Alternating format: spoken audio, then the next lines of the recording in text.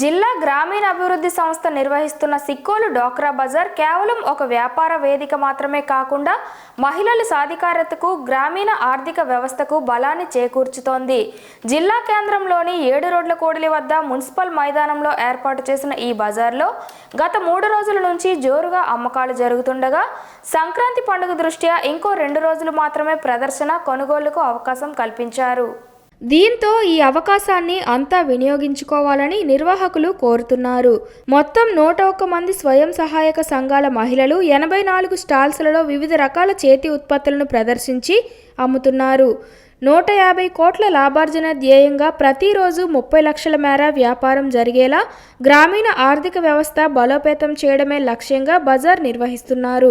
బజార్ ద్వారా స్థానిక ఉత్పత్తులకు ప్రాధాన్యత ఇవ్వడమే కాకుండా సేంద్రియ ఉత్పత్తులను ప్రోత్సహించడం ద్వారా పర్యావరణాన్ని పరిరక్షించడానికి కృషి చేస్తున్నారు. వివిధ రకాల ఉత్పత్తులైన మంగళగిరి నేత చీరలు, Kadapa handloom, Laveru jute bags, Budithi ఇత్తడి, మందస కోవా, కొయ్య బొమ్మలు, ఆత్రేయపురం పూతరేకులు, మాడుగుల హల్వా, ఆముదాల వలస సేంద్రియ బెల్లం, గుంటూరు కారం, పచ్చడ్లు, రణస్థలం చిరుధాన్యాలు, బిస్కెట్లు, పాతపట్నం ఇండోర్ ప్లాంట్స్ వంటి వివిధ రకాల ఉత్పత్తులు ఈ బజార్లో అందుబాటులో ఉన్నాయి.